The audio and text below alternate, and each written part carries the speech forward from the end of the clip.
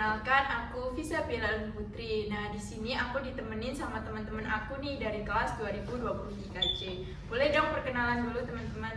Halo semuanya, kenalin namaku Naura Sadirina Jasmine, biasanya dipanggil Naura. Halo semua, perkenalkan namaku Marcella Mindaskia, biasa dipanggil Sela. Halo, perkenalkan namaku Surya Rizky Ramadan, biasa dipanggil Surya. Halo, perkenalkan nama aku Talita Haura Nafisa, biasa dipanggil Talita. Oke, sebelum memasuki videonya, gimana nih kabar teman-teman semuanya? Alhamdulillah. Baik. Jadi di sini kita akan berdiskusi mengenai negara yang bisa dibilang besar dan dijuluki sebagai negeri Paman Sam. Kira-kira teman-teman tahu nggak nih negara apa yang aku maksud tadi? Apa ya? Nah, daripada bingung, mending aku langsung jelasin aja. Negara yang bakal kita bahas setelah ini adalah Amerika Serikat. Daripada teman-teman bingung, nih sekalian aku jelasin aja. Di video yang ini kita akan bahas negara itu Amerika Serikat. Nah, di sini aku mau jelasin kenapa sih Amerika Serikat itu bisa dijulukin sebagai negeri Paman Sam.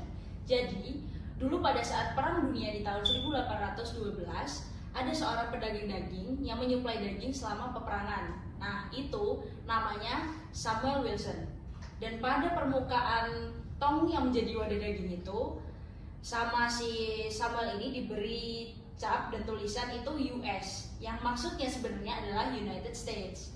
Tapi ternyata para tentara itu salah paham mengenai tulisan tersebut. Dikira US yang seharusnya United States itu dikira menjadi Uncle Sam, atau di bahasa Indonesia jadi Paman Sam. Nah, karena kesalahpahaman yang terjadi, ada surat kabar lokal yang ngabarin nih cerita-cerita lucu ini kalau US itu ternyata United States bukan Uncle Sam. Nah, dan disitulah awal mula Amerika Serikat ini dijuluki sebagai negeri Paman Sam. Gitu ceritanya teman-teman. Oh, jadi gitu awal mula Amerika Serikat itu dijuluki sebagai negeri Paman Sam. Betul. Sekarang kita beralih ke sejarah singkat mengenai sistem pemerintahan yang dijalankan oleh Amerika Serikat.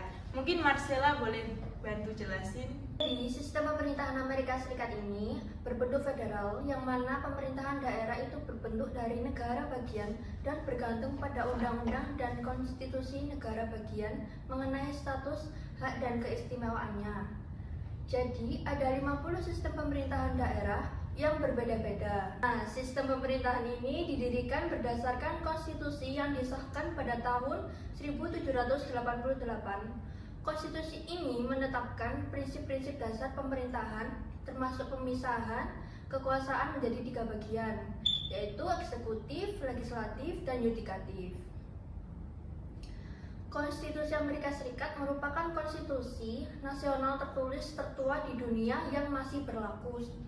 Secara resmi, Konstitusi Amerika Serikat disahkan pada tahun 1788 dan mulai berlaku pada 1789 ketika George Washington dilantik sebagai presiden pertama negara tersebut.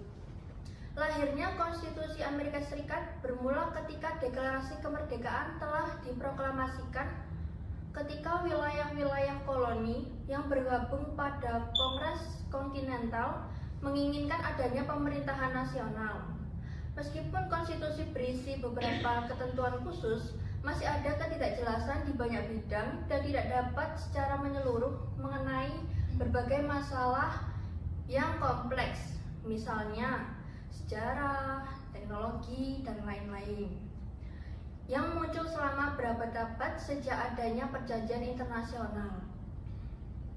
Oleh karena itu, Konstitusi Amerika Serikat dianggap sebagai dokumen yang hidup, artinya bisa berubah dari waktu ke waktu sebagai akibat dari interpretasi baru terhadap ketentuan-ketentuannya. Amandemen konstitusi memerlukan proposal dengan 2/3 suara dari setiap majelis kongres atau oleh konvensi nasional yang diminta atas permintaannya legislatif dari 2/3 negara bagian, diikuti dengan ratifikasi oleh 3/4 dari legislatif negara bagian atau oleh konvensi di banyak negara bagian. Dalam kurun waktu lebih dari 2 abad sejak pengesahan konstitusi, Amerika Serikat telah melakukan 27 kali amandemen. Nah, setelah mengetahui sejarah terbentuknya sistem pemerintahan di Amerika Serikat, Mungkin dari teman-teman bisa dibantu untuk menjelaskan bagaimana sih sistem pemerintahan Amerika Serikat pada saat ini. Aku akan menjelaskan dikit ya. Boleh. Jadi, singkatnya, pemerintahan di Amerika Serikat saat ini terbagi menjadi 3 badan. Nah, badan ini terdiri dari badan legislatif, eksekutif, dan yudikatif. Badan legislatif ini semua kekuasaannya, baik yang disebutkan maupun tersirat, yang diberikan kepada pemerintah federal berada di tangan Kongres yang terdiri dari Dewan Perwakilan Rakyat dan Senat. Perwakilannya harus berusia minimal 25 tahun, menjadi warga negara Amerika Serikat selama 7 tahun, dan tinggal di distrik yang mereka wakili. Senator harus berusia minimal 30 tahun untuk menjadi Senator harus berusia minimal 30 tahun, menjadi warga negara selama 9 tahun, dan dipilih secara langsung untuk masa jabatan 2 tahun. Sementara senator menjabat selama 6 tahun. Wakil presiden menjabat sebagai presiden senat, dan pembatalan veto presiden memerlukan mayoritas 2/3 dari ketua dewan. Tugas kekuasaan legislatif meliputi membuat semua undang-undang yang diperlukan dan tepat untuk melaksanakan kekuasaan tersebut, menyediakan kesejahteraan umum, menyediakan dan memelihara angkatan bersenjata, meminjam uang, dan menyatakan perang. Konstitusi juga memberi Kongres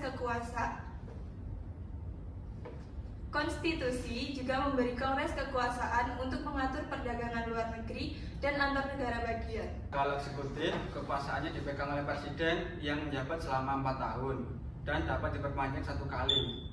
Untuk memenuhi syarat menjadi presiden, seseorang harus menjadi warga negara Amerika Serikat yang asli, yang telah menjadi penduduk Amerika Serikat selama setidaknya 14 tahun dan berusia setidaknya 35 tahun. Presiden adalah kepala negara, kepala pemerintahan, dan panglima tertinggi angkatan bersenjata. Presiden menerima diplomat asing dan dengan persetujuan Senat membuat perjanjian. Dalam prakteknya, kekuasaan presiden berkembang memiliki hak veto untuk menangguhkan atau menolak rancangan undang-undang legislatif sebelum disahkan menjadi undang-undang. Untuk badan pengatur independen seperti Federal Reserve System dan Securities and Exchange Commission. Badan-badan ini melindungi kepentingan publik dengan menegakkan aturan dan menyelesaikan perselisihan mengenai peraturan federal. Pejabatnya diatur oleh komisi yang ditunjuk oleh presiden dan dikonfirmasi oleh Senat. Nah, jadi aku mau nambahin tentang yudikatif. Jadi, konstitusi yudikatif memberikan kekuasaan kehakiman Amerika Serikat kepada Mahkamah Agung dan pengadilan-pengadilan yang lebih rendah yang mungkin dibentuk. Dalam semua kasus yang melibatkan duta besar, menteri-menteri publik, konsul-konsul publik lainnya, dan kasus-kasus yang melibatkan negara bagian, sebagai salah satu pihak, Mahkamah Agung memiliki yurisdiksi asli. Dalam semua kasus lain, Mahkamah Agung itu memiliki yurisdiksi banding, baik terhadap hukum maupun fakta, dengan pengecualian tersebut, dan berdasarkan peraturan-peraturan yang dibuat oleh Kongres. Karena Mahkamah memiliki yurisdiksi atas masalah-masalah yang timbul berdasarkan konstitusi. Jadi, Mahkamah itu dapat memutuskan apakah tindakan yang diambil oleh negara-negara bagian tersebut sebagai eksekutif atau legislatif itu bersifat konstitusional. Hakim-hakim Mahkamah Agung dicalonkan oleh presiden dan dikonfirmasi oleh mayoritas senat. Hakim-hakim memiliki masa jabatan seumur hidup, kecuali jika ia pensiun atau berhenti dari jabatan. Gitu, teman-teman. Oh, jadi Amerika ada 3 badan, yaitu badan legislatif sebagai pembuat undang-undang, badan eksekutif yang menjalankan kekuasaan dan menangguhkan rancangan undang-undang sebelum disahkan menjadi undang-undang, dan badan yudikatif yang menjalankan kekuasaan kehakiman. Kalau dipikir-pikir sama ya kayak di Indonesia, ada pemisahan kekuasaan yang masing-masing memiliki tanggung jawab. Selanjutnya kita membahas mengenai sistem kepartaian di Amerika itu menganut sistem apa sih? Mungkin Talita bisa menjelaskan. Oke, jadi untuk sistem kepartaian di Amerika Serikat ini menganut sistem dwipartai, di mana hanya ada dua partai yang dominan di Amerika Serikat, yaitu Partai Republik dan Partai Demokrat. Dari sejarahnya, pembentukan sistem politik di Amerika Serikat pada awalnya tidak dirancang untuk memiliki sistem politik partai-partai seperti yang ada sekarang. Setelah kemerdekaan Amerika Serikat dari Inggris pada tahun 1776, sistem politik negara awalnya tidak menetapkan adanya partai politik yang terstruktur seperti yang ada sekarang. Namun, seiring berjalannya waktu, perbedaan pendapat antara pendiri negara tentang arah dan kebijakan pemerintahan mulai muncul. Dua kelompok utama muncul selama awal pembentukan negara, yaitu federalis dan anti-federalis. Federalis sendiri dipimpin oleh tokoh-tokoh seperti Alexander Hamilton dan John Adams, pendukung ide pemerintahan yang kuat dan adopsi konstitusi Amerika Serikat.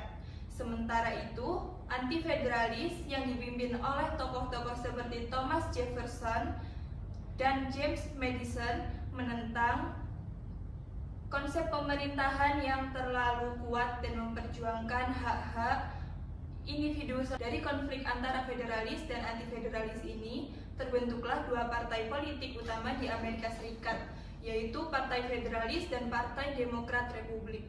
Namun, seiring berjalannya waktu, Partai Federalis secara perlahan-lahan merosot dan akhirnya bubar, meninggalkan Partai Demokrat Republik sebagai partai politik dominan pada awal abad ke-19. Pada 1820-an, ketegangan antara kelompok pro dan kontra perbudakan di negara ini memunculkan perpecahan di dalam Partai Demokrat Republik. Perpecahan ini mengarah pada pembentukan dua partai politik baru, yaitu Partai Demokrat yang mendukung perbudakan dan Partai Whig yang menentangnya. Kemudian, pada pertengahan abad ke-19, perpecahan yang lebih besar terjadi ketika Partai Republik yang baru dibentuk yang berkomitmen untuk mengakhiri perbudakan jadi kekuatan politik yang signifikan. Seperti itu. Terus, faktor yang menyebabkan Amerika Serikat hanya memiliki dua partai besar hingga saat ini karena adalah sistem pemilihan. Sistem pemilihan di Amerika Serikat, terutama sistem pemilihan umum, pemilu presiden dan kongres, banyak memberikan keunggulan bagi partai-partai besar. Sistem pemilihan mayoritas sederhana cenderung memihak kepada partai-partai yang lebih besar dan memiliki basis dukungan yang luas.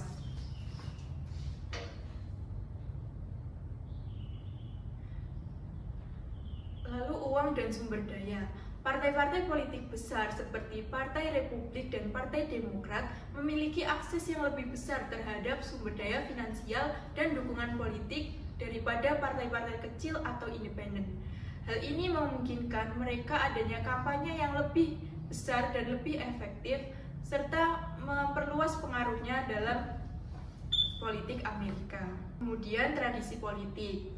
Tradisi politik yang kuat di Amerika Serikat juga banyak berkontribusi pada dominasi dua partai politik tersebut.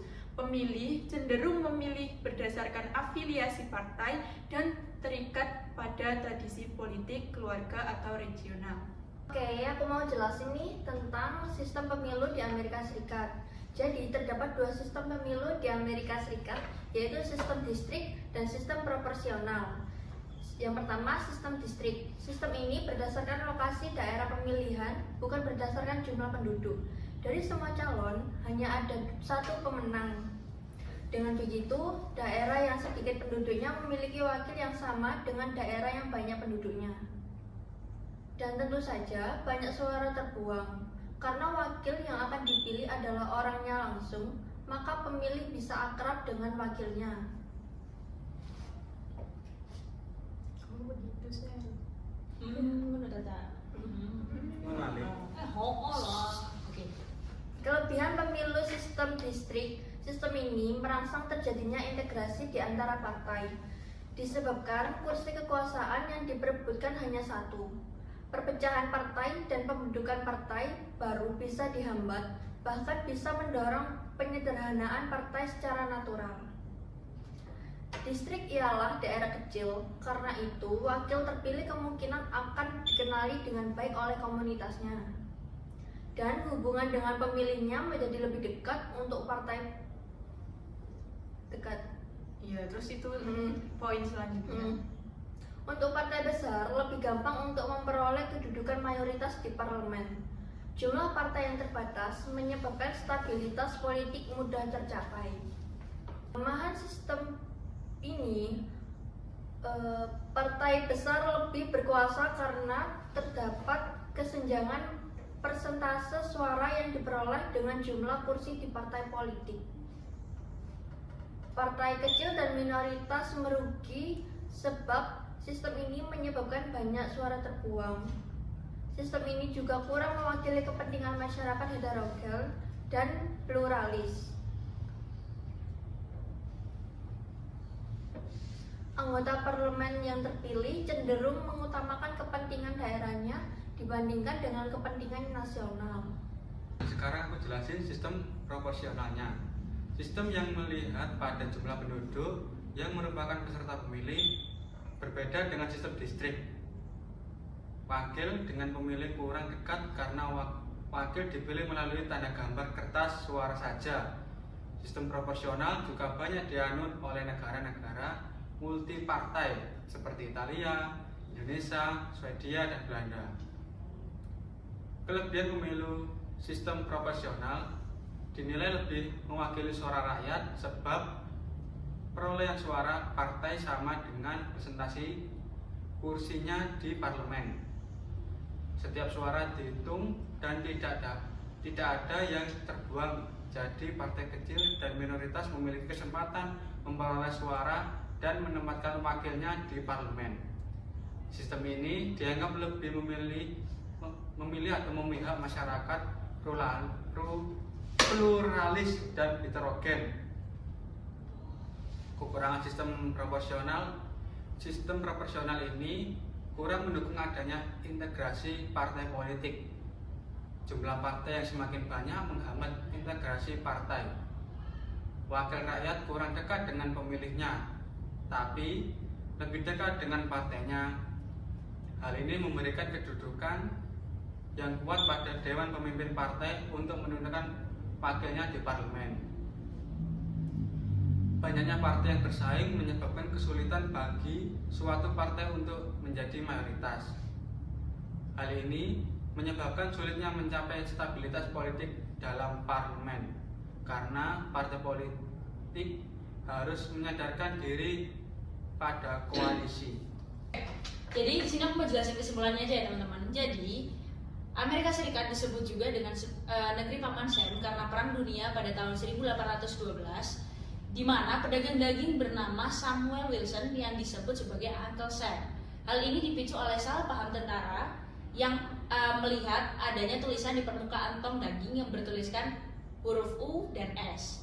Tadi juga udah disebutin sama Abel dan Marcella yang membahas tentang sistem pemerintahan federal Amerika Serikat yang terdiri dari 50 sistem pemerintahan daerah yang berbeda berdasarkan konstitusi tahun 1788 yang merupakan konstitusi tertua di dunia. Konstitusi tersebut mengatur pemisahan kekuasaan eksekutif, legislatif, dan yudikatif. Sistem pemerintahan terbagi menjadi badan legislatif, badan eksekutif, dan yang dipegang oleh presiden, dan badan yudikatif yang terdiri dari Mahkamah Agung. Amerika Serikat menganut sistem bipartai dengan dominasi Partai Republik dan Partai Demokrat yang bermula dari perbedaan federalis dan anti-federalis hingga terbentuknya Partai Republik yang berkomitmen untuk mengakhiri perbudakan. Sistem pemilu di Amerika Serikat juga terbagi menjadi dua, yaitu sistem distrik dan sistem proporsional yang tadi sudah dijelaskan oleh Marcella dan Surya, dengan kelebihan dan kelemahannya masing-masing. Nah, udah nih, jadi itu terkait hasil diskusi kita di hari ini ya teman-teman. Jadi kita diskusi tentang pemerintahan Amerika Serikat. Oke? Sudah, mungkin terima kasih sudah mau untuk diskusi bareng kita semua. Dan aku kembali ke Abel, mungkin bisa ditutup. Terima kasih. Baik, terima kasih teman-teman udah nonton video ini. Semoga diskusi yang kita sampaikan ini bermanfaat. Jangan lupa like, comment, dan subscribe.